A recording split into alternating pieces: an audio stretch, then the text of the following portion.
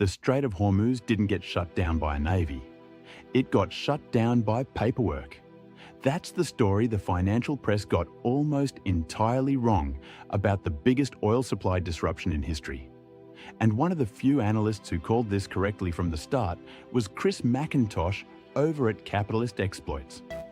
While most of Wall Street was focused on missiles and military posturing, Chris and his team were tracking the insurance market. Here's what they saw. When the conflict broke out, the insurance system that covers 90% of the world's ocean-going ships pulled war risk coverage from the entire Persian Gulf within 72 hours. Transits through the Strait of Hormuz collapsed 81%. Not because of mines or missiles, because no insurer on Earth would sign the policy. That one decision took somewhere between 11 and 13 million barrels of oil per day offline. More crude than has ever been removed from the global market at one time. And the energy futures market? It's still pricing a return to normal in a month or two. In this video, I'm going to show you why that assumption is dangerously wrong. What Iran is doing right now that threatens the petrodollar system itself, and the one sector of the market that almost nobody has properly weighted for what comes next. A lot of this analysis comes directly from Capitalist Exploits research, and by the end, you'll understand why their work deserves your attention. So here's how this machine actually works. And this is the analogy Chris McIntosh uses that makes the whole thing click. Think of it like car insurance. You can own the car. You can have a driver. You can have fuel in the tank. But if nobody will insure it, you can't legally put it on the road. Global shipping works the same way. The international group of P&I clubs insures about 90% of the world's commercial fleet. When they say a region is too dangerous, ships don't sail there. It doesn't matter what any government wants. The Strait of Hormuz is 21 miles wide at its narrowest point. Every single day before this crisis, roughly 21 million barrels of oil passed through it. That's about 21% of the world's daily petroleum consumption. Picture a funnel. The entire energy supply of Japan, South Korea, and most of Southeast Asia flows through that funnel. And when the insurers pulled out, they didn't put up a wall.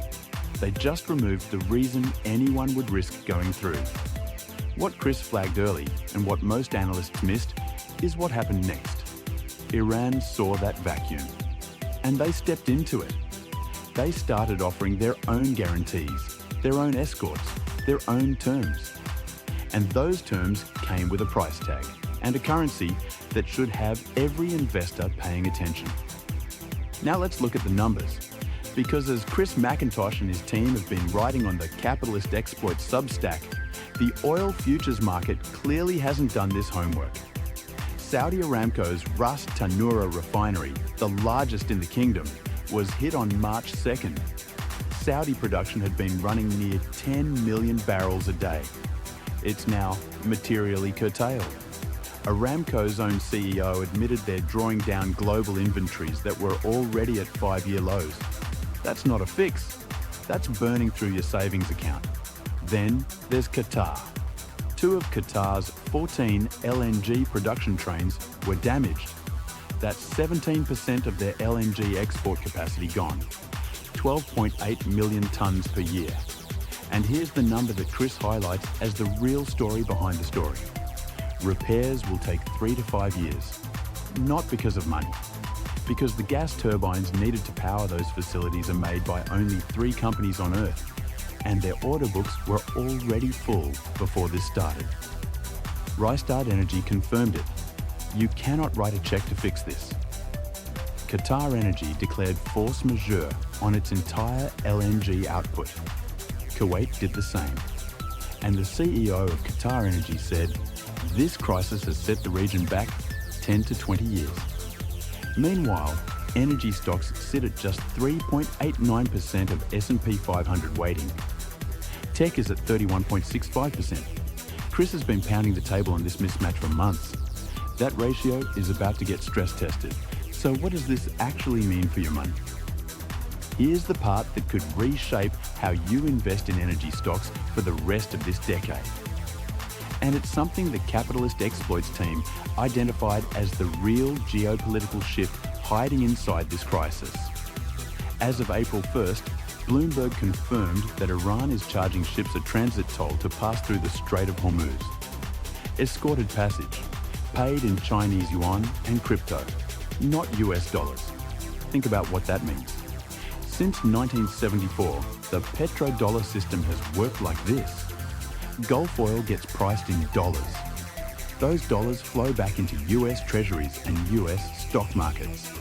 It's the recycling loop that has kept the dollar dominant for half a century. And it runs on one assumption, that the United States can guarantee safe passage for dollar-priced oil anywhere on Earth. That guarantee just failed its biggest test.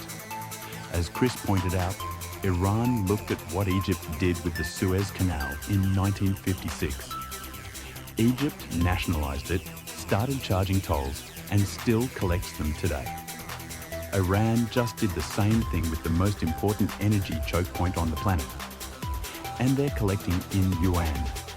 China's swift alternative, CIPS, processed daily averages of over $130 billion in mid to late March.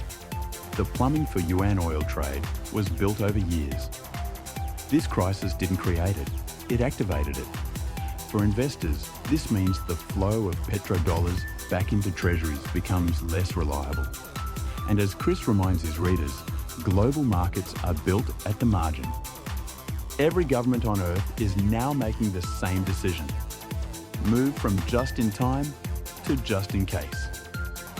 This is one of the core themes Chris McIntosh has been building his asymmetric portfolio around at Capitalist Exploits. Japan understood this before anyone. They went into this crisis with 254 days of oil reserves.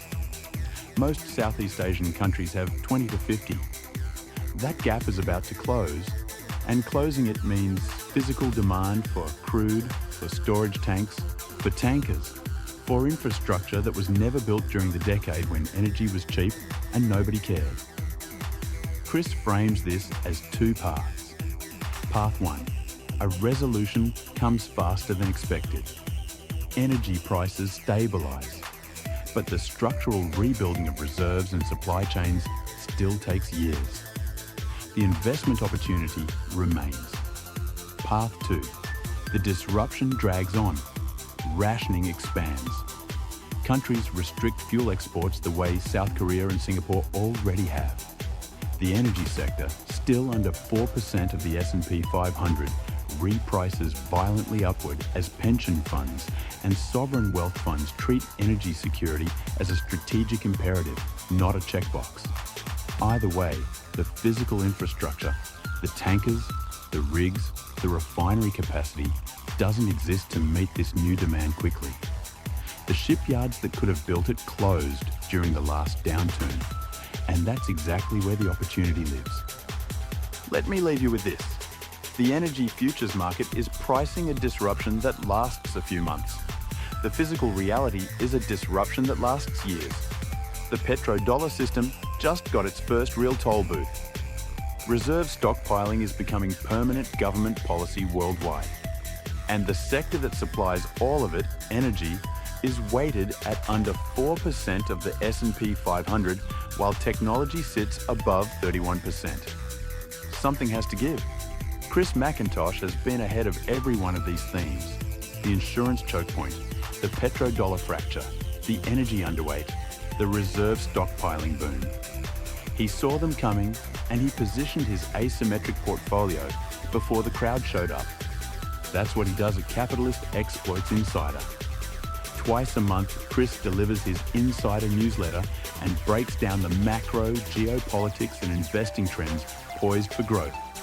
He provides specific companies that land on his radar, provides position sizing recommendations and the full thesis behind each idea. Not vague macro predictions. Actual names, actual numbers, and whether or not the portfolios he manages have exposure.